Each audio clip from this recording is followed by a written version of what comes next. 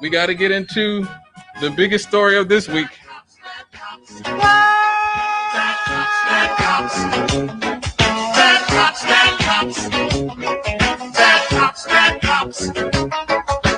Springfield cops are on the case. But what do you expect for the money we make? Whether in a car or on a horse, we don't mind using excessive force.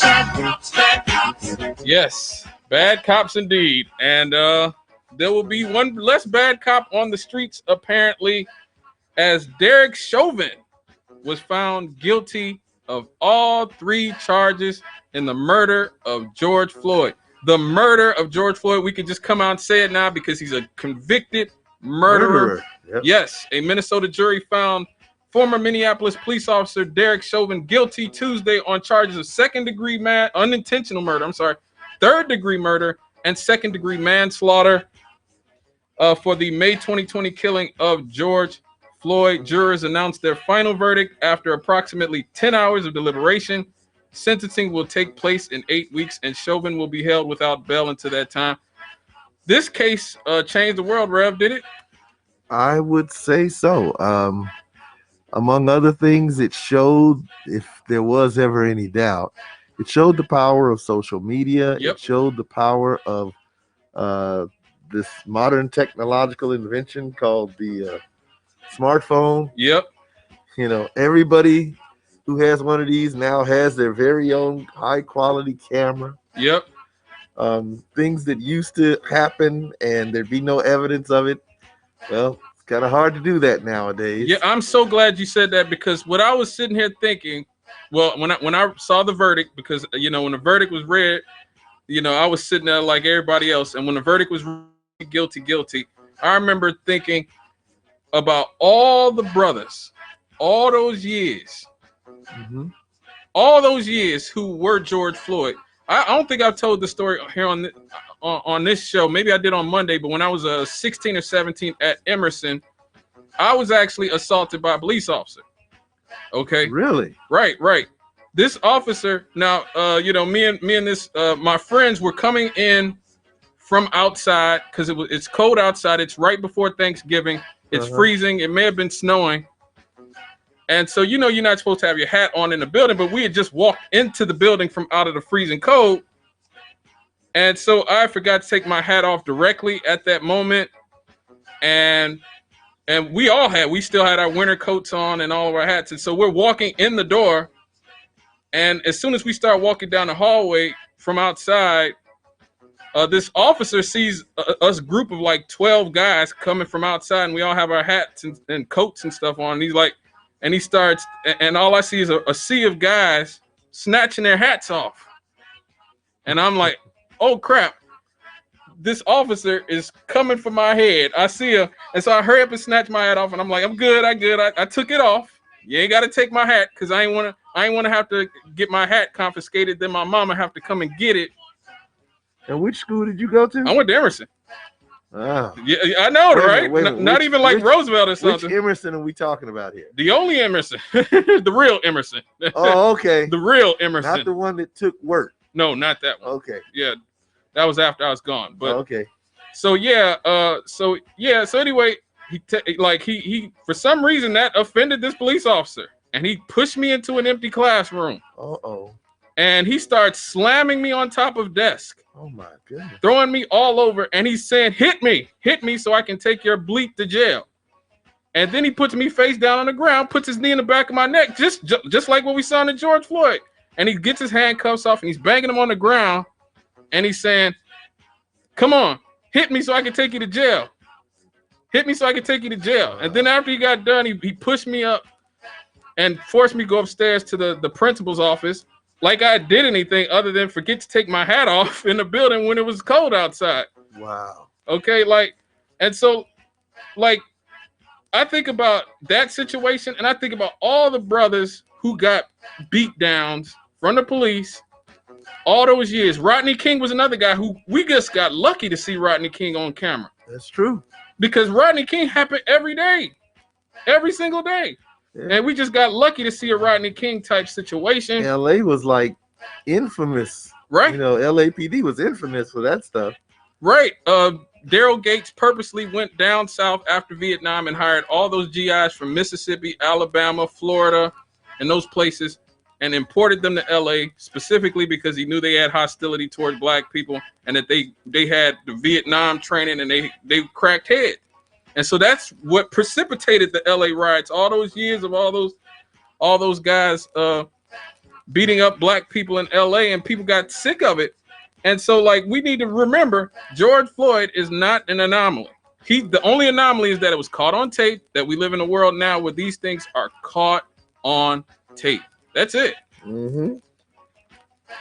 So, yeah, I'm absolutely, I was ecstatic, you know.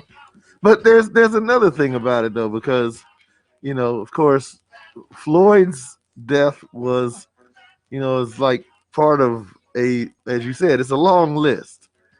And, you know, at some point, it just happened to be that his situation clicked.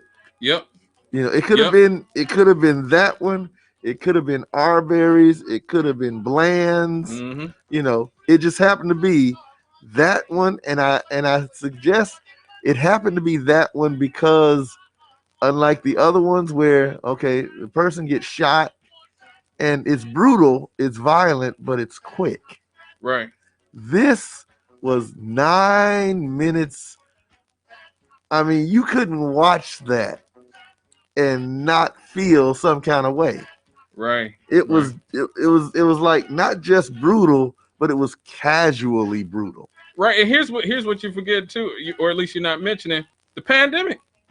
Oh, that played a role too. The pandemic absolutely played a role because this happened at the end of May. Remember, point, you know, like I told the story, I just started this show on Valentine's Day of 2020, and within about a month, about exactly a month later, in early to mid March, around March 12th or whatever, 13th, we were all locked down. Okay, and I remember being in here by myself during that time period. And we were cooped up. Everybody was cooped up all the way from that period, early to mid-March, all the way to, at that point, it had been 2 months of people being cooped up. And and people were going stir crazy. Mm-hmm. And I think a lot of what happened I think if the George Floyd situation had happened a year earlier, in 2019, before a pandemic, it would have just been another situation where people would have marched, they would have protested. You know, Jesse Jackson and Al Sharpton would have come out, and you know, it would have probably been over. It would have probably been something else. You know what I mean? It probably would have just gone away. But because people were stir crazy, that lit the fuse. Yeah.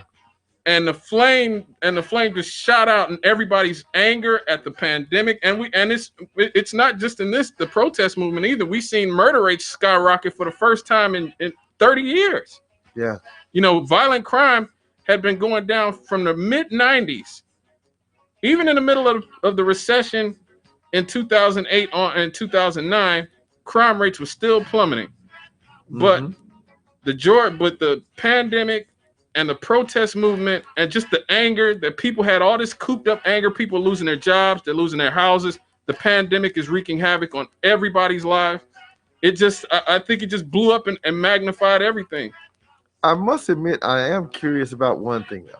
What? I can understand the impact that it had here in the United States. Mm-hmm.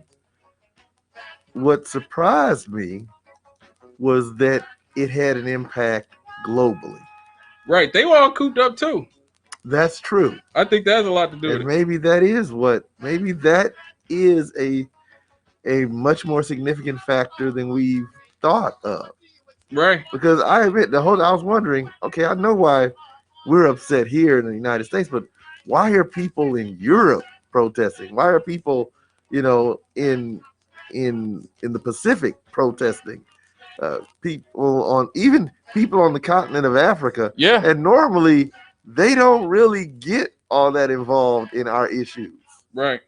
You know, they just don't. They look at what's going on with us, and you know, I don't know what they say or what they think, but they don't get involved.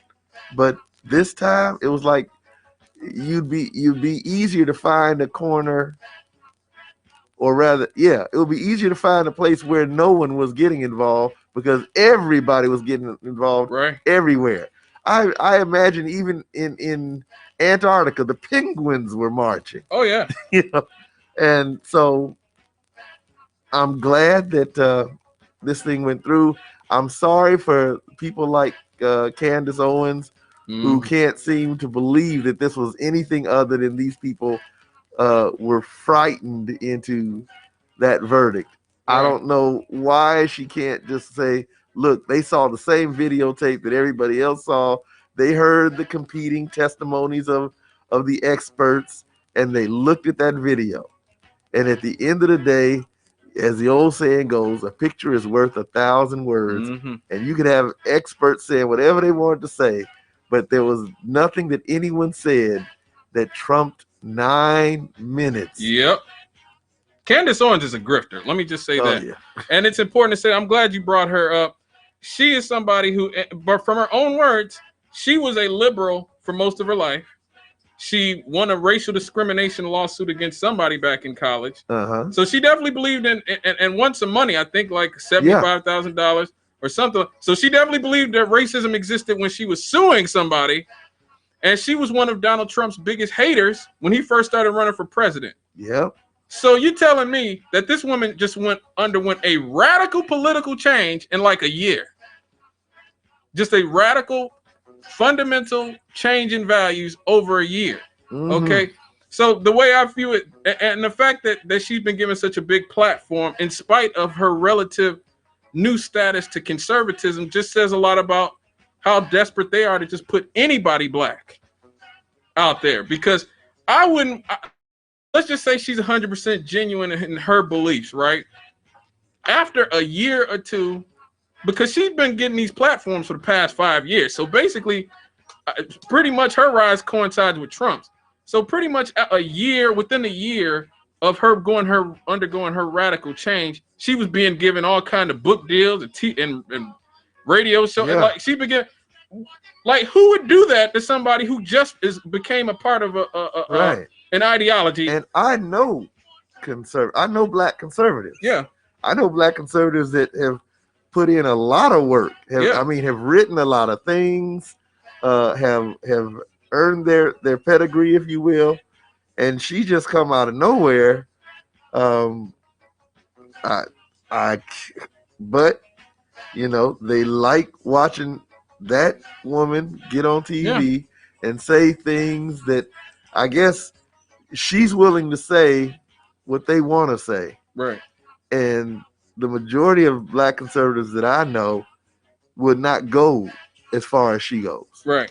In fact, some of them, you know, were highly critical of the Trump administration. But that was her meal ticket. That was her plane ticket to success. So, right.